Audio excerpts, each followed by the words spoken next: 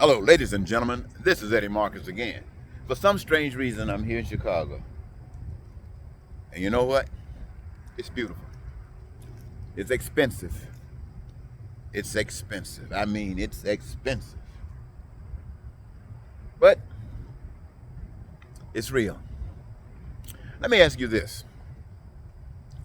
How many of you think that as a kid, you or any kid should obey their parents, should trust and have confidence in their parents, believe in their parents, and basically, if you can, do not bring shame to your family? Most of you would agree, I think. Yeah, I can imagine somebody trying to curse their mothers out, even though today you can find a lot of kids doing that. But you know that's wrong. You know that leads to nothing good. And I say that to you, ladies and gentlemen, and I say that because I know we would all agree.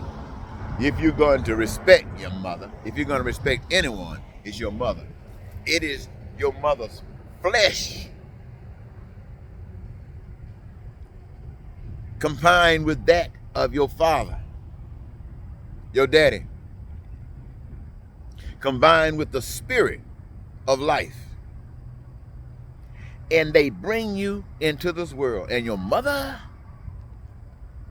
how many of you men would love to have babies the same way your wife or your mother had you? Yeah? I don't think men would agree with that. So mothers go through an awful lot for the respect that they require. I don't think there's an argument anywhere. Somebody might try to say something, but they just talking. So if you can give that much respect, if you can give that much honor to your mother, how much respect should you be able to give to your grandmother, your great, great, great, great, great, great, great, great, great, great grandmother? In fact, how much respect should you be able to give to the author of human existence? How much respect do you think one who is entitled, one who has given you all of the resources that you will ever need to do anything that you can ever want to do while you are in these bodies? In fact, you don't know it, but you have within your abilities everlasting life. Not only that, youthful life, looking good, not old and ugly, feeling good, and not somewhere with a cancer, hollering and screaming. I want you to know, ladies and gentlemen, how much respect do you think such a one as this is entitled to? So what do?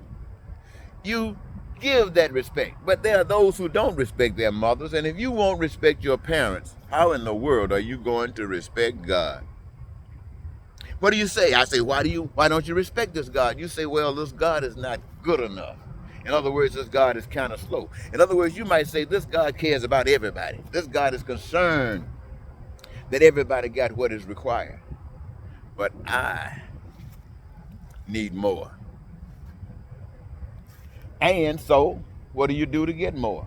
You lie, you cheat, you steal, you kill, you terrorize, you cause hatred, racism, bigotry, and all of these things happen under the auspices of I'm going to prove that I can do better than God. I'm going to look out for myself. I'm going to let God look out for you.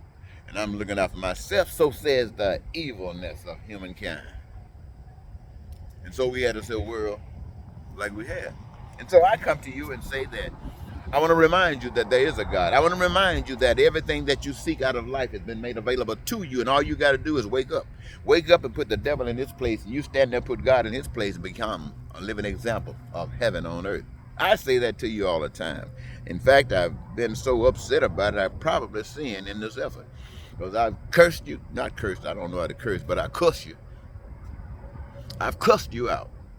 I talked about you, called you no good devils and everything because you work for the devil. You're not doing anything for God. These are words that came out of my mouth in regards to you. Who am I to make that kind of judgment? All I can say is this. Hell is being exhibited all across the land. And I know who are participants in this hell. We all are. And those that aren't, are dead. They have made a decision. They have made a decision that they do not want any part of this. And not wanting any part of this, they turn around and they walk according to the light of love. And you know what evil does? Evil picks up a gun or an army and go out and attack an individual or a nation, take an individual's life and anything that a nation possesses. Why? Hey, to get more, so they can be bigger and better than others. You know? And when you ask the question, why you do it? You know what they say? Just business. Just business. In order for me to be great, God got to be less. And I'm willing to take the life that I got, says the evil one, to glorify and lift up evil. So God in all of his goodness can go back to where it come from. This is the message that we get every day. This is why when people say, I love God, they share their love to all people everywhere. They want to make sure that everybody got, when I say everything that they need, we talk about existing, survival, food, clothing, shelter, education, healthcare, transportation. These just a few things, and you know what they all mean. And living in peace and prosperous and joy, and not got to try to steal your neighbor's wife because she is satisfied with her husband, and you satisfied with your wife because you got everything you need to do, to live, to travel, to go, to lift up. You're not in bondage just suffering.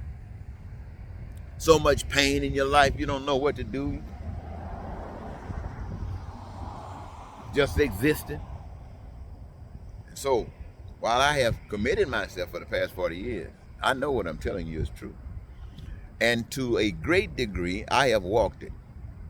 Certain things I should have done, didn't do, for reasons that I chose.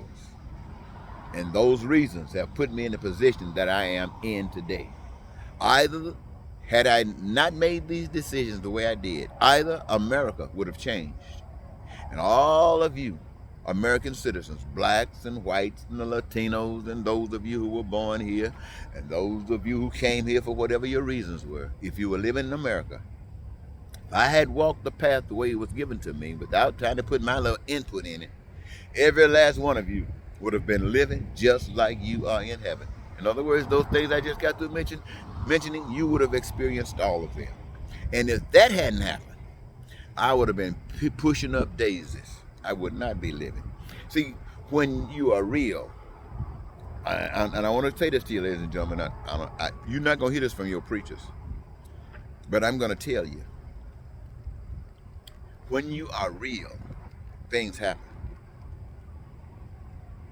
You will do what you do, and it will have an impact. It will have an impact because you're real. And they who resist and can't stand what you do will kill you. Now you will say, why won't God save you? Why won't God protect you? Because you came into the world, and every last one of us are going to die. And your death is built on the foundation that you weren't going to accept hell. Now you can't change the world. In order for that to happen, the people have to make the same kind of decision that you make. You can do all the things you want to do, everything you think you can do, but it's not going to change until the people make the same kind of decision when they say, I'm not going to walk according to this dictate.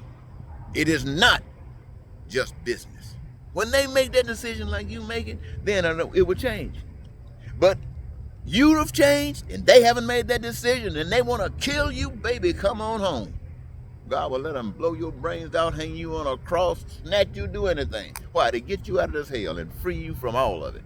It's a sign to the times. But the people will know. And that's what it's all about. Not just talk. It's the walk. Even though they will say, just business. Thank you, ladies and gentlemen, for listening. Been a day. Goodbye.